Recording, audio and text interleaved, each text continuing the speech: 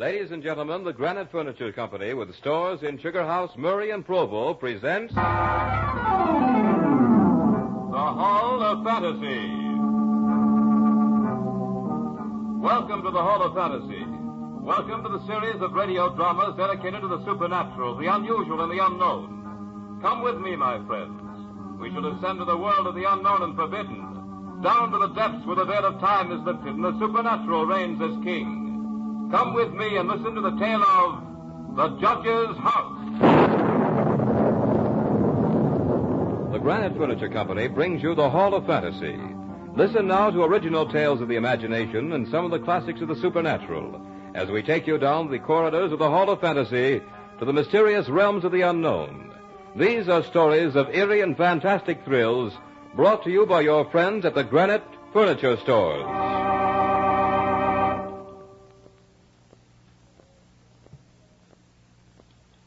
And now for tonight's story, a radio adaptation by Bob Olson of Bram Stoker's story entitled The Judge's House.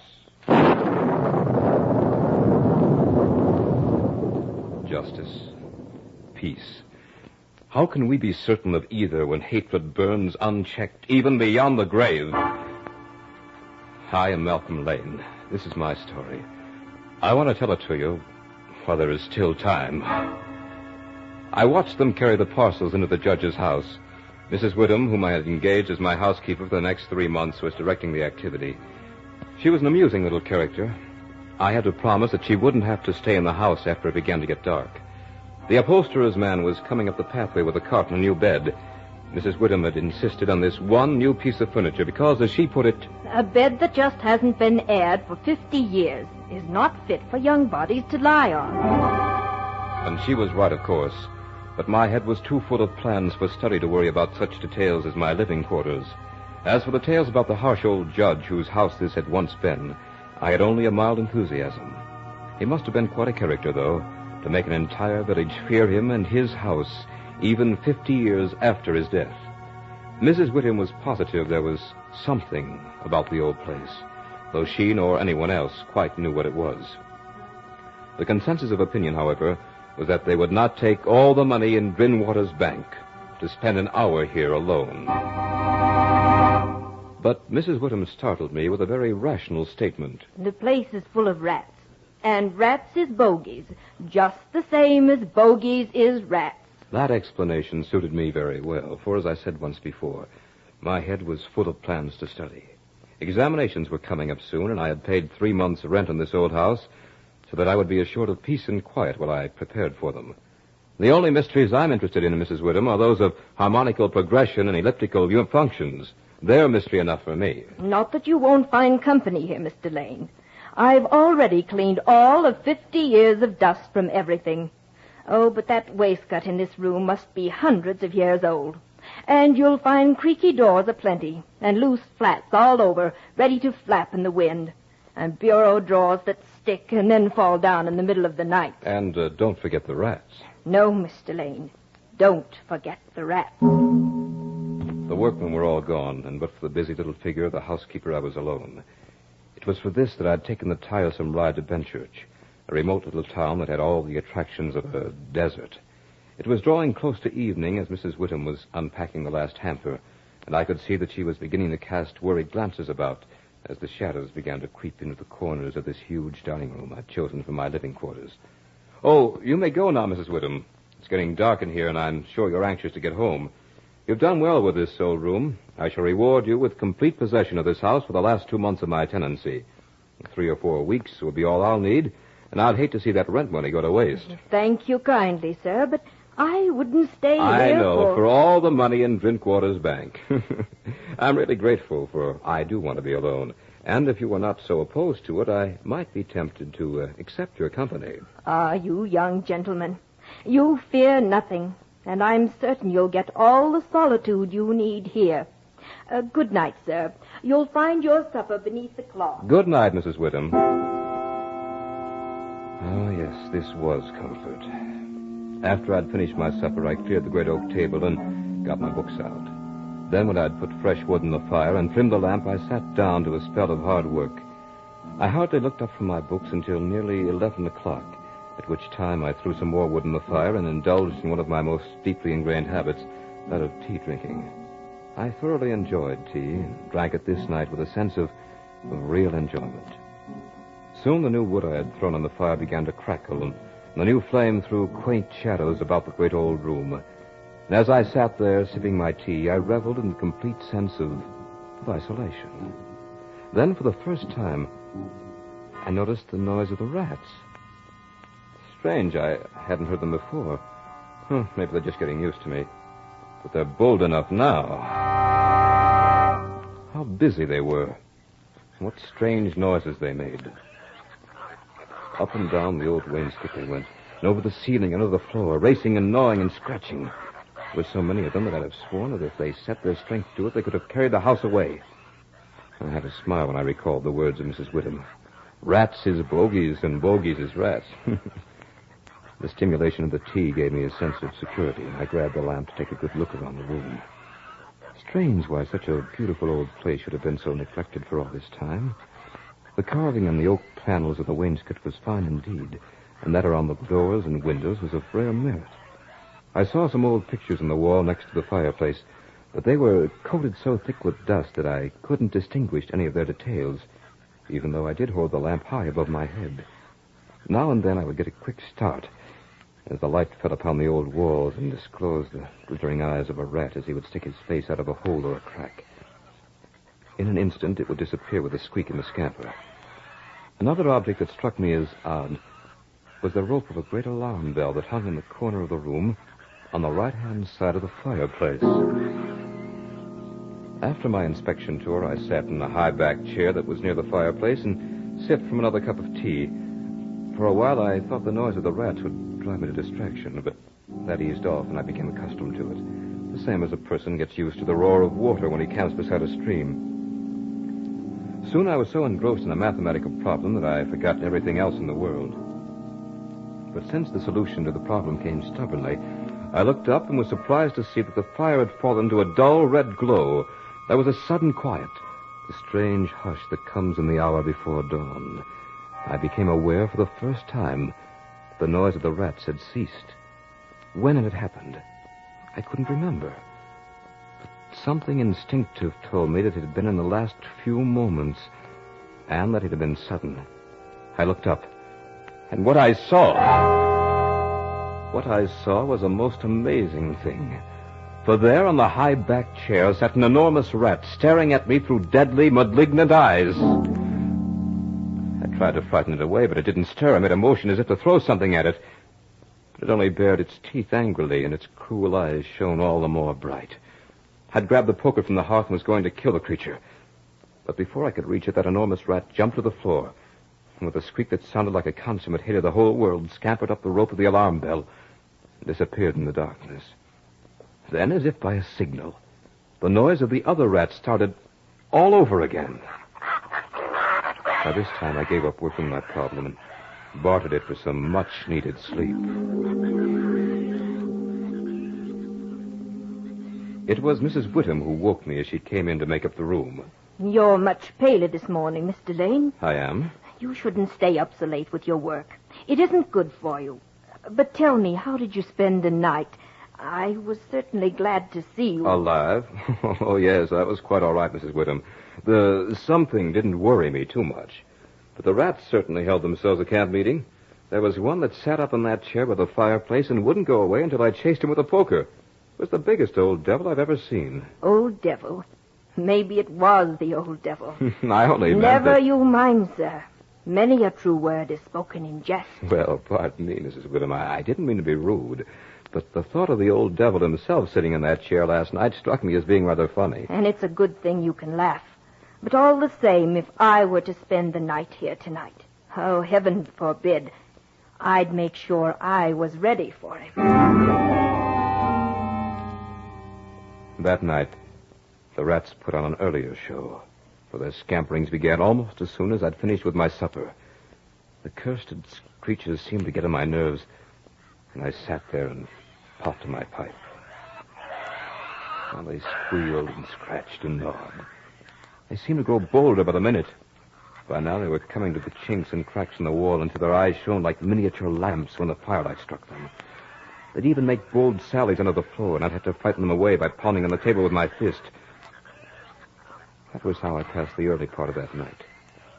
Despite it, I became more and more engrossed in my studies. And then, a strange sensation coursed through me. For there it was again. Instinctively, I grabbed the handiest object I could find, a book, and flung it at the baleful little beast. But the book was too hastily aimed, and the huge rat didn't stir. So once again, I went into the poker routine. And once again, it put up the rope of the alarm bell. I tried to follow its flight more closely this time, but before I could see where it went, it had been swallowed up in the shadows. And just as it had happened last night, as soon as the big rat had gone, the others resumed their activity. I looked at my watch and found that it was very close to midnight.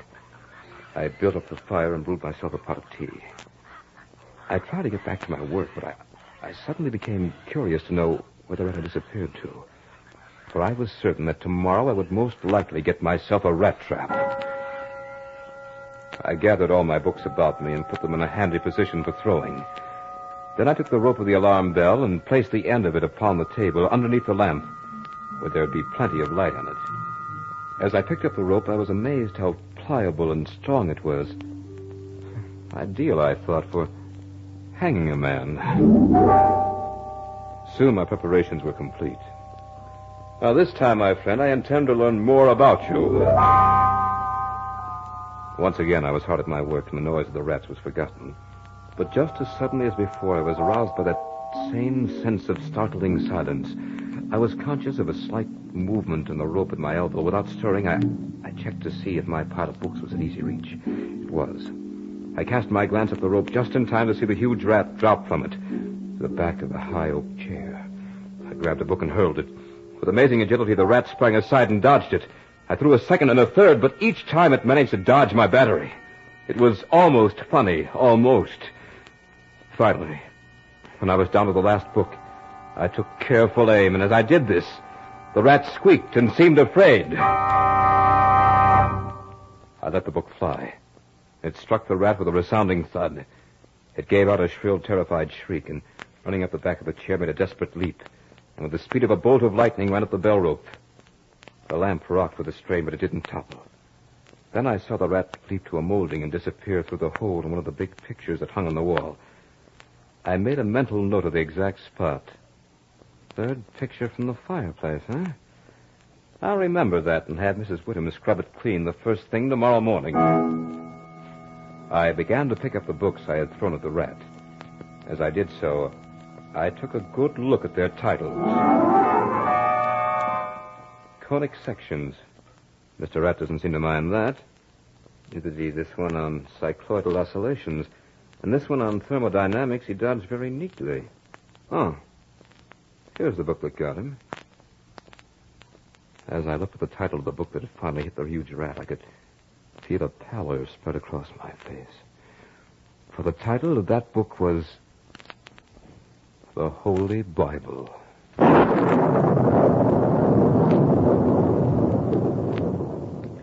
You are listening to The Judge's House by Bram Stoker in tonight's journey down the corridors of the Hall of Fantasy, brought to you by your friends at the Granite Furniture Company with stores in Sugar House, Murray, and Provo.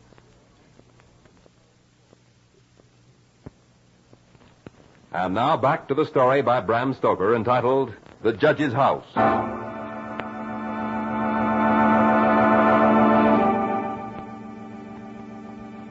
Mr. Lane, this is Dr. Thornhill. Dr. Thornhill, are you ill, Mrs. Whittem? Your pardon, Mr. Lane, but Mrs. Whittem wanted me to come up here and have a talk with you. A talk? Well, in that case, let me prepare some tea for you. Oh, please don't. That's one of the things I came to talk to you about. Mrs. Whittem thinks you drink more strong tea than is good for you. She tells me also that you put in quite long hours at your studies. Mrs. Whittem, I engaged you as a housekeeper, not as a guardian. Oh, please, Mr. Lane, I didn't As a matter of fact, Lane, she didn't mean to have me talk to you at all. That was my idea. I see. Well, now that you're here, what do you want me to do? Leave this house. Well, even if I could see the reason for it, I doubt if I would. But as for the tea and late hours, I might be able to give them up. Would it make you feel any better, Mrs. Whittam, if I promised not to study after 1 o'clock tonight? Yes, if you promise. Then I promise. I advise you, not as a total stranger to your problem, Mr. Lane. I was a student once myself, you know. Of course. Shall we shake on it, Doctor? Fine. Now, if you will, I wish you'd tell me what you've noticed in this house. Well, it's just as I've told Mrs. Whittam. I'd be working late, and I'd suddenly be... And when I looked to see which book it was that had struck the rat, the devil, as Mrs. Whittam calls it, I was amazed to find that it was the Holy Bible. There now. Please, Mrs. Whittam, you're not hurt. Now, Mr. Lane, you say the rat always went up the rope of that alarm bell? Always. I suppose you know what that rope is? No, why? It's the very rope the hangman used to execute the victims of the judge's hatred. Oh, no. Now, Mrs. Whittam, there's no reason to get upset about this, really. Doctor, you shouldn't put such horrible thoughts in poor Mr. Lane's mind. He has enough to unseat him already. I did it for a definite purpose. Mr. Lane, I want you to fix your attention on that rope. Now, I know you're sound of mind and body, but hard work and long hours and this suggestion of the devil, especially in this lonely old house, can do things to the mind. Now, I don't mean this as any offense, but if you should find yourself having, well, hallucinations or some unexplainable fright, I want you to pull that rope. It'll give us some kind of a warning in the village. We might be able to be of some help. Well, thank you, Doctor. I'll do that. I may get stuck with a problem. Fine. Goodbye, Mr. Lane, and, well, I wouldn't be surprised if Benchurch hears the alarm bell from the judge's house tonight. I didn't quite share the doctor's views, but just the same, I caught myself staring at the bell rope. The more I stared, the more restless I became, and every now and then my mind would conjure up the vision of some wretched victim dangling from the end of it. But that line of thinking would have me out of my mind in a hurry. Mrs. Whittam had made the place neat and homey. I wandered over to one of the big windows and flung it open. I was surprised to find that a sharp wind had come up, a very cold wind for April. It was more than a sharp wind, really, for it was carrying a storm. Little drops of rain began to pelt me in the face until soon it became a thing of fury. I bolted the shutters and built up the fire with some fresh wood. I was uncomfortable and was only vaguely conscious of the reason. Suddenly I knew. The rats were quiet tonight. It gave me a slight case of the jitters, and I instinctively took a hasty glance at the bell rope. The rope was quite still. I wanted a hot cup of tea, but remembering my promise to Mrs. Whittam, I desisted. Instead, I sat at the great oak table and opened my books. Soon I had started a problem, and the noise of the rats began.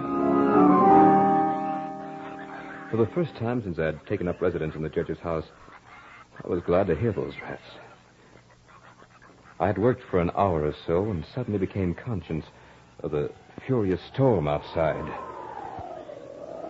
I was thankful that I didn't have to be out of it. The faint movement of the bell rope impelled me to walk over to it and take it in my hand. I saw nothing. It had only been the wind, and the rope was rising and falling gently with each new gust of air, which caused the bell to sway back and forth a little. That rope had a deadly fascination to it. I wondered why the judge wanted such a grisly memento in his house. The thought of it sent a chill through me. Or was it a thought? Didn't I sense a tremor along that rope? I couldn't be sure, but at that moment I remembered the picture. I walked over to the table, picked up the lamp, and approached the spot where I'd seen the picture the night before. I counted out the pictures until I came to the third one from the fireplace. Even before I raised the lamp, I could see that Mrs. Whittam had washed it clean as I had told her to do. Then what I saw gave me such a start that I nearly dropped the lamp. My knees almost gave way beneath me, and I was conscious of huge beads of perspiration that were forming on my forehead. Just looking at it made me tremble like an aspen leaf. The picture seemed fairly to leap out at me. For there, dressed in his scarlet and ermine robes with the judge, with his merciless, evil face, his sensual mouth, and a nose that was shaped like the beak of a bird of prey. His face had a cadaverous culling. It was a ghastly picture. But it was the eyes that really made me go cold. For those eyes were... And heaven help me if I'm going mad. Those eyes were the exact duplicate of the evil eyes of the great rat. The picture had been painted in this very room. I began to compare the two, and as my eyes swept the room, they were suddenly riveted to the judge's chair. For there, with the rope hanging behind it, sat the huge rat with the judge's eyes. and the hatefulness was now intensified with a fiendish leer. Never did the wind howl so. This had to stop. I wanted some tea, but I didn't take any.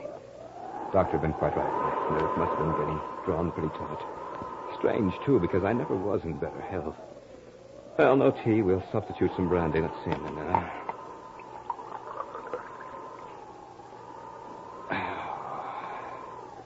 I had a stiff glass of the brandy and went back to work. The rats were at it again, and I was glad to hear them, for they had become a sort of symbol of normalcy. The storm raised such a fury that I was unaware of anything else. But once, during a sharp, silent lull, I heard another sound, a faint squeaking noise. I listened for it again and soon detected it. It was coming from the corner of the room where the bell rope hung. At first I thought it was just the motion of the rope in the storm, but I looked up and saw something in the dim light that made me all the more positive that I was going mad. For there was the great rat, clinging to the rope and gnawing at it. I could see the lighter coloring where the bare strands were exposed. Just then the rat finished the job, and the rope fell to the floor with a thud. For a moment, the huge rat just hung there like a tassel. It was then that I realized what had happened. My only contact with the village was now gone. I don't know why, but I rushed to the lamp on the table, snatched off the shade, and ran over to the picture of the judge. A chill of horror went through me. But I think I must have expected what I saw. It seemed more like a confirmation than a shock. For there in the center of the picture was a great patch of brown canvas, as clean and as fresh as the day it had been drawn over the frame. And where the portrait of the judge himself had been, there was nothing. I heard a sound behind me. When I turned around, I really got the palsy. I suddenly became incapable of movement. I could hardly think. I had been prepared to see most anything, but what was there? For there in the judge's high-backed chair, with his black cap in his hand, his ermine robes fixed about him with a smile of triumph twisting his cruel mouth, was the judge himself. As the clock struck the hour, it seemed to beat the blood right out of my heart. At the 12th stroke, the judge placed the black cap on his head and walked deliberately over to the place where the piece of bell rope lay in a heap on the floor. He picked it up and drew it through his hands as one would a valuable fur pelt. Then he began to knot one end, fashioning it into a noose. He tightened it and tested it with his foot. All this time he never took his horribly cruel eyes from my face. I began to feel trapped. For some reason I could barely move. I could only watch as he started to move along the table toward me. And then with a quick movement he threw the noose at me, as if to ensnare me in it. It missed. He raised it again, never once taking those hateful eyes from my face. Once more the noose came flying toward me. Once more, with some last ounce of strength, I dodged it. The room seemed flooded with light. The lamp had suddenly flared up high. I looked about the room and was astonished to see the shiny little eyes of the rats as they peered out the cracks and chinks in the wall. I looked up at the bell rope, my lost and last hope of warning the village. It was covered with the little fellows. Funny thing, but those rats were the only thing that gave me even the slightest sense of comfort. For as the rats clambered along the bell rope, the bell itself began to sway, and I heard a tiny sound, yes, very tiny, as the clamper touched the bell itself. It was only a whisper of a sound, but it would grow louder in time. Or would it? At this sound, the judge looked up, and a scowl of terrible anger came to his face. His eyes were like red-hot coals, and he stamped his foot so that the house seemed to shake. The rats kept running up and down the rope as if they were conscious that it was a race against time. Now the judge was approaching me with a noose in his hand. As he came closer, there seemed to be something paralyzing in his presence, and I stood as rigid as a corpse. Suddenly, I felt the judge's icy fingers against the skin of my throat. He was adjusting the rope about my neck. Then he picked me up and stood me on the high oak chair and put his hand on the swaying end of the bell rope. As he raised his hand, I was conscious of my little rat friends fleeing through the hole in the ceiling. They were my last hope. I stood there in the chair and couldn't move a muscle. Now that my last hope seemed gone, I wanted the judge to hurry and get it over with. Soon he tied the end of the rope just about my neck to the dangling end of the bell rope. Then he jumped down to the floor and looked at me with those eyes that hated me so. The smile of diabolical triumph seemed to wreathe him in horror. I began to wonder about hangings. I wondered how long it would take, whether the doctor in the village could possibly reach me in time. For I knew that I would soon be sounding the alarm bell. I even wondered what kind of a shadow I'd cast on the wall as I dangled from the end of the rope in this grotesque candlelight. But I didn't wonder for long, because suddenly the judge grabbed the chair on which I was standing with a sudden movement, jerked it out from under me.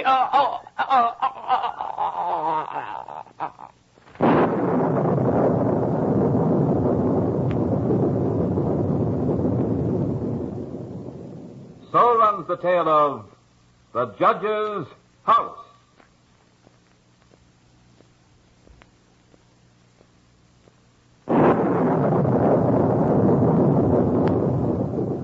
Remember to join us next week at the same time for another journey down the corridors of the Hall of Fantasy.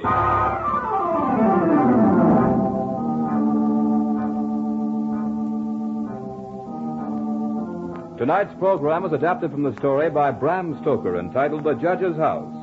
Heard in tonight's program were Dick Thorne as Malcolm Lane, Beth Calder as Mrs. Whittam, and Mal Wyman as the Doctor. Musical background was provided by Earl Donaldson. The technical supervisor was Nephi Sorensen. This program was written by Bob Olson and produced and directed by Richard Thorne.